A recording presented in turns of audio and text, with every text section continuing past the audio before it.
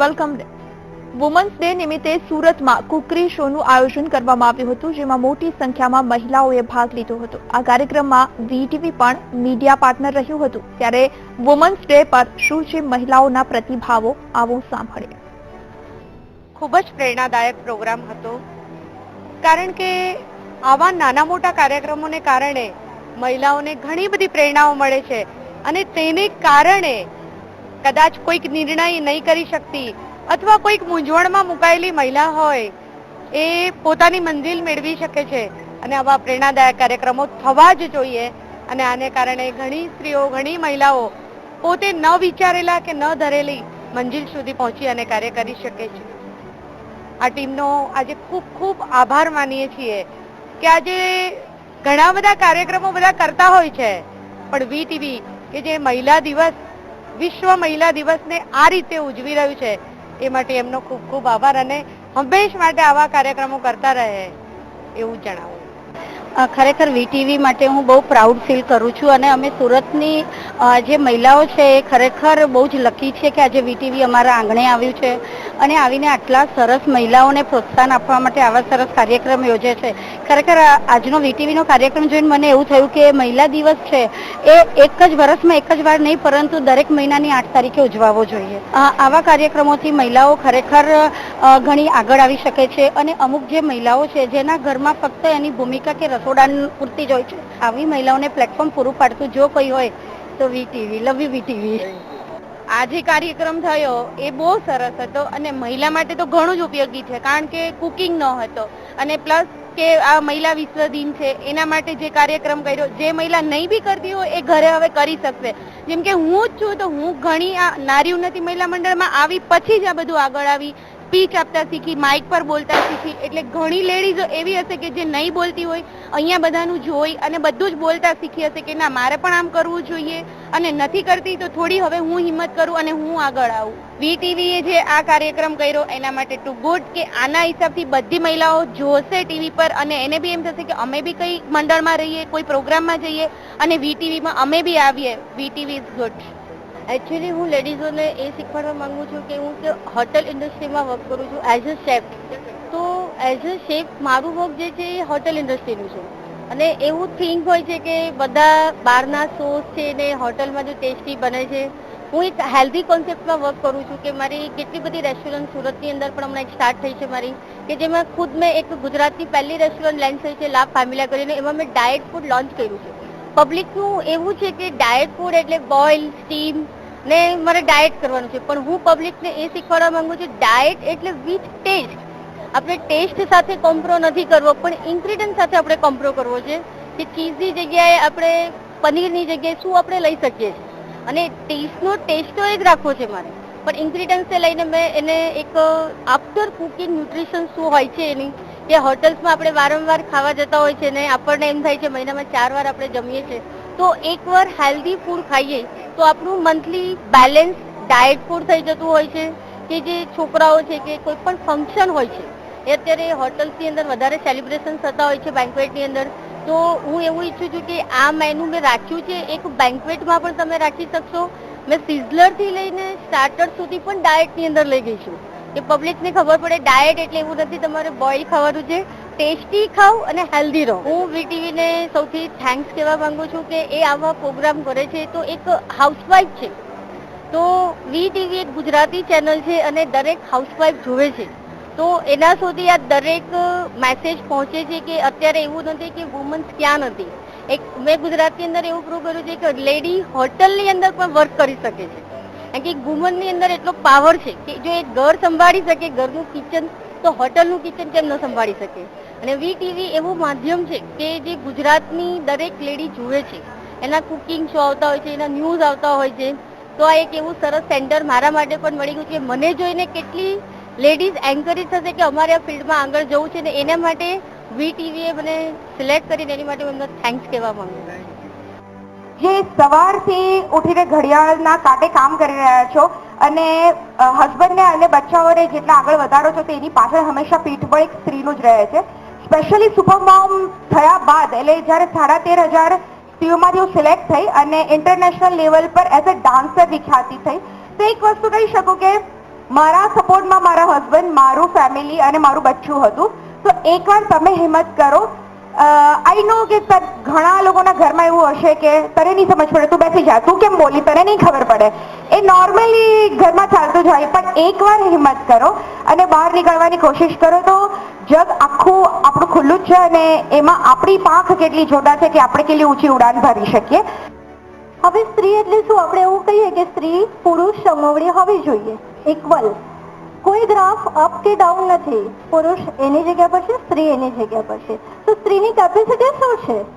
In a one line if I સે, એક સાથે 4 ફેક્ટરે કવર કરી શકે. 4. વન ઇઝ પર્સનલ લાઈફ, એ પોતે માં, દેટ ઇઝ બિગેસ્ટ રોલ એક સ્ત્રી તરીકે. Second, professional life. Third, family life. and very big part in social life. So that is the capacity. સ્ત્રીઓની આ કેપેસિટી છે કે એક સાથે આ 4 કામ કરી શકો. એક આજના સરસ દિવસે વુમેન્સ ડે છે ને, આપણી માટે આપણે કંઈક કરીએ, 15 મિનિટ આપણી માટે કાઢીએ કે જેમાં હું મારી જાત માટે, મારી હેલ્થ સારી રહે એની માટે હું કંઈક કરું. એક પોતાને પ્રોમિસ આપીએ યસ કે હું મારી માટે મારી હેલ્થ ના બગડે. કારણ કે આપણી હેલ્થ બગડી હોય તો ખબર છે ઘરની હાલત કેવી થાય. મને માથું દુખતું હશે કે મને પગ દુખતા હશે, કમર દુખતી હશે તો મારા ઘરના પરિવારના મેમ્બર્સ કેટલા ડિસ્ટર્બ થઈ જાય. બેડ રેસ્ટ લેડીઝને આવે ને તો ખબર પડી જાય કેવું થાય. પડી જાય છે ને બધાને ખબર. અને છતાં બી આપણે દેખાડીએ નહીં કે મને કંઈ થાય છે. પેઇન કિલર ખાઈને પણ ઘરનું ગાડું ચલાવીએ. ચાલે છે? બધાને ખબર છે પેઇન કિલર સારી નથી અને છતાં બી ખાઈ લઈએ. થાય છે ને આવું? આવું ના થાય. આપણે જેટલું જીવીએ, મારો એક હંમેશા મારા જેટલા જ કેન્ડિડેટ છે, પેશન્ટ છે, એને હું એક ટાર્ગેટ આપું, એક મોટો આપું કે નક્કી કરો હું જેટલું જીવું ને એટલું દવા વગર જીવું અને હેલ્ધી જીવું. આજે એક પ્રોમિસ આપો પોતાની જાતને કે હું મારી માટે 15 મિનિટ એવી કાઢીશ જેમાં હું મારી હેલ્થ માટે કંઈ કરું, પોતાની માટે. ફાઇન, બીજા માટે તો કરીએ જ છીએ.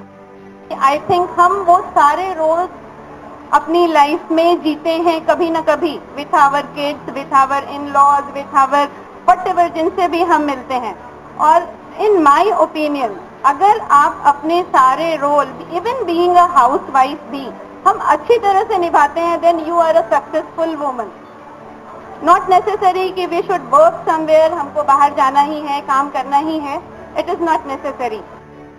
તમને તમારા હસબન્ડ આપે કે નહીં આપે, પણ તમે અગર ઈચ્છો છો કે મારે આ કરવું છે અને એ તમે મર્યાદાની બહાર જઈને કામ કોઈ કરવાના તો છે નહીં, અને તમારા હસબન્ડને કે તમારા સાસુ સસરાને કે તમારા બચ્ચાઓને તમારી પર ટ્રસ્ટ હોય તો એ તમે ડેફિનેટલી એ કામ કરવું જ જોઈએ.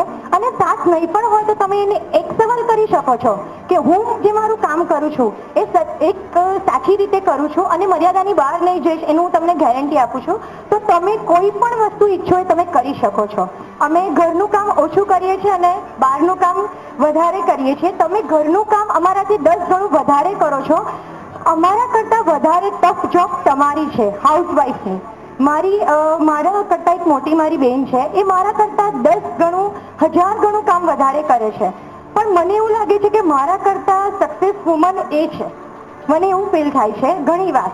એટલે તમે હાઉસવાઈફ છો, ઇટ્સ ઓકે, પણ તમે હમણાં એમણે પણ કીધું કે તમે ઘરનું કામ પણ કરો અને બહારનું કામ પણ સાથે સાથે ઘરમાં કરી શકો છો. મેં પણ એવી રીતે જ મારો બિઝનેસ સ્ટાર્ટ કરેલો ફેશન ડિઝાઇનિંગનો. મારા 2 બચ્ચા નાના હતા પણ મેં ફેશન ડિઝાઇનનો કોર્સ કર્યો હતો. તો એ રીતે હું મારા હસબન્ડને કહ્યા કરતી હતી કે મારે બ્યુટી કરવું છે, મારે બ્યુટી સ્ટાર્ટ કરવું છે. તો મારા હસબન્ડે એવું કીધું કે આપણું બેબી જરા મોટું થઈ જાય પછી આપણે કરશું. એટલે મારો દીકરો 5 વર્ષનો થયો પછી મેં મારા બંગલોમાં જ બ્યુટિક ચાલુ કર્યું છે અને આજે 7 years છું, હું સક્સેસ છું અને મારે કશે બહાર નથી જવું પડતું. એટલે ઘરમાં બેઠા બેઠા હું આજે બ્યુટિક પણ ચલાવું છું, એક્ટિંગ પણ કરું છું, થિયેટર્સ પણ કરું છું. એટલે તમે ઈચ્છો તે દરેક વસ્તુ તમે કરી શકો છો એવું મારું માનવું છે. આજે જે મહિલા દિન છે એના નિમિત્તે એક ખાસ કહીશ, મહિલા નાની બેબી હોય છે ત્યારથી જ એક બાળા ગણાય છે, ત્યારથી થોડી યૌવનમાં અવસ્થામાં જાય, પછી મોટી યુવાન થાય, યુવતી બને, પછી માતા બને, એવી રીતે બધું એને સ્ટેપ બાય સ્ટેપ જતો હોય. એના અંદર એના રંગરૂપ બધું અલગ અલગ થતું જાય છે, એના પાર્ટ પણ અલગ અલગ પડતા જાય છે. બાળાઓ છે ત્યારે એનો બાલ્યકાળ ભણવામાં આ રીતે બધો જતો હોય, યુવાનીમાં એની કોલેજિયન લાઈફ હોય, આ રીતે એવી રીતે બધી એના પાર્ટ પ્રમાણે જતી હોય છે. ત્યારે દરેક ભૂમિકાઓ સ્ત્રી એક એવી સહજ વ્યક્તિ છે કે જે સહજતાથી નિભાવી શકે છે, અને એટલે જ સ્ત્રીને એક નારી તું નારાયણી એવા શબ્દો આપવામાં આવ્યા છે. સૌ પ્રથમ તો પહેલા મહિલા દિવસ તરીકે સૌને મારી પહેલા શુભેચ્છા કે તમે પણ મારી જેમ એક આગળ વધો, કેમ કે હું પણ અહીંયા બેઠેલી વ્યક્તિ હતી. આમાંથી ક્યારે પ્રોત્સાહન આવે કે જ્યારે તમે મોટિવેશન કરો, કોઈ પણ પ્રોગ્રામમાં જાઓ, કોઈ પણ માં ભાગ લો. ભાગ લેવું જરૂરી છે, હાર જીત જરૂરી નથી. કેમ કે ભાગ લેશો, હારશો તો જ તમને પ્રોત્સાહન મળશે, તો જ તમને આગળ જવાની કંઈ પણ કેમ કે આ નિરાલીબેન ને હું ઓળખું છું, આમેથી જોયું. મેં કીધું આ નિરાલીબેન જો, હું તો તમારી જેમ પાછળ બેઠી હતી. ક્યાં પાછળ બેઠી હતી?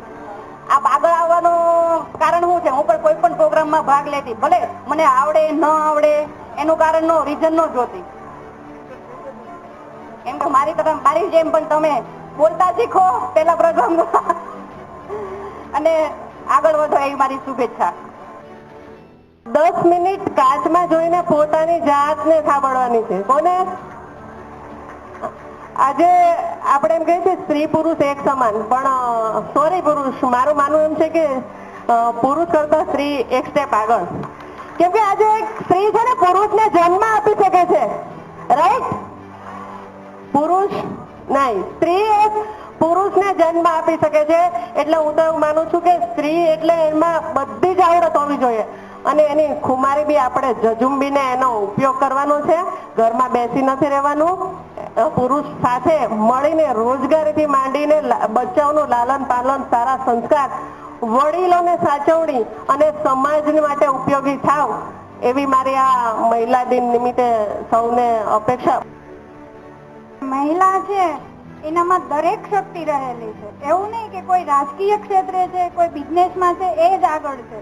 જે ઘર સાચવે છે એ તો વધારે આગળ છે, કારણ કે એ ઘર સંભાળી શકે છે તો જ એના ઘરની લેડીઝ બહાર કામ કરી શકે છે. એટલા માટે જે ઘરે છે, હાઉસવાઈફ છે, એ વધારે ઇમ્પોર્ટન્ટ છે. એનામાં વધારે શક્તિ છે. એ ઘરે રહી ઘરે સંભાળી શકે છે. એટલે જ કહેવાય છે કે નારી તું નારાયણી. અને નારાયણી એટલે એક શક્તિ. એનામાં હરેક જાતની શક્તિ રહેલી છે. દુનિયાનું સર્જન જો કોઈ કરી શકતું હોય તો એ એક નારી છે. ભગવાન પોતે બધી જગ્યાએ નથી પહોંચી શકતા, એટલા માટે સ્ત્રીનું જન્મ કર્યો છે કે સ્ત્રીમાં ગુસ્સો છે, દયા છે, પ્રેમ છે, બધું જ છે સ્ત્રીની અંદર, બરાબર? એટલે આપણે પોતાની જાતને કોઈ દિવસ નીચી નહીં માનવી જોઈએ. અને સૌથી પહેલા સવારે જ્યારે ઉઠો, મિરરમાં જોઈને I am the best, I am the best, I am the best 3 વખત બોલવું જરૂરી છે. જો ઓટોમેટિકલી પોઝિટિવિટી તમારામાં આવશે જ. આપણે એઝ અ મધર પણ અજાણતા જ એમની સાથે ભેદભાવ કરીએ છીએ. આપણને જ ખબર હોતી નથી કે આ એક પ્રકારનો ભેદભાવ થાય છે, પરંતુ આપણે દીકરીનો જન્મ થાય ત્યારથી જ એને કહેવામાં આવે છે કે તારે સાસરે જઈને મતલબ એકદમ શાંત રહેવાનું છે. સહન શક્તિ અને દબાવવું એ બે વચ્ચે ખૂબ જ નાનો તફાવત છે. જ્યારે તમે ન્યાય માટે કંઈ સહન કરો છો એને સહન શક્તિ કહેવાય છે, પરંતુ તમે અન્યાય થવા છતાં પણ ચૂપ રહો છો ને એને કહેવાય છે દબાવવું. અને એના લીધે જ કદાચ આજે સ્ત્રીઓ સાથે ઘણી બધી ઘટનાઓ થાય છે. એ ઘટનાઓનું રીઝન આ જ છે. સ્ત્રીઓ કેટલીક વાર એટલા માટે જ ચૂપ થઈ જતી હોય છે કારણ કે માતા પિતા એ કહ્યું હોય છે કે બેટા તું એક દીકરી છે તો તારે સહન જ કરવું છે. ક્યારેય પણ પોતાની જાતને કમજોર ન સમજવી જોઈએ. નારી તો નારાયણી છે. દેશમાં જાઓ, વિદેશમાં જાઓ, કોઈ પણ દેશમાં જાઓ, પણ નારીનું સ્થાન તો હંમેશા પહેલા જ હોય છે અને હંમેશા રહેવું જ જોઈએ. કારણ કે વર્ષોથી નહીં પણ યુગોથી નારીનું સ્થાન હંમેશા પહેલા રહ્યું છે. જેવી રીતે કે શંકર પાર્વતી, રાધા સ્વામી, જેમ આપણા માતા હતા, જે સીતા માતા હતા, જે રાધા માતા હતા, તે દરેકના નામ જો પહેલા લેવાતા હોય તો આજના યુગમાં આપણું નામ કેમ પહેલા ન લેવાય? માટે આપણે શું નથી કરી શકતા? આપણા બાળકોને ભણાવી શકીએ છીએ, ઘર ચલાવી શકીએ છીએ, નોકરી કરી શકીએ છીએ. આ દુનિયાની અંદર આપણે ધારીએ તો બધું જ કરી શકીએ છીએ. બસ ખાલી એક કરવાની જરૂર આપણે એટલી જ છે કે આપણી શક્તિને બહાર કાઢવાની છે. માટે કોઈ પણ નારીએ ક્યારેય પોતાની જાતને કમજોર ન સમજવી.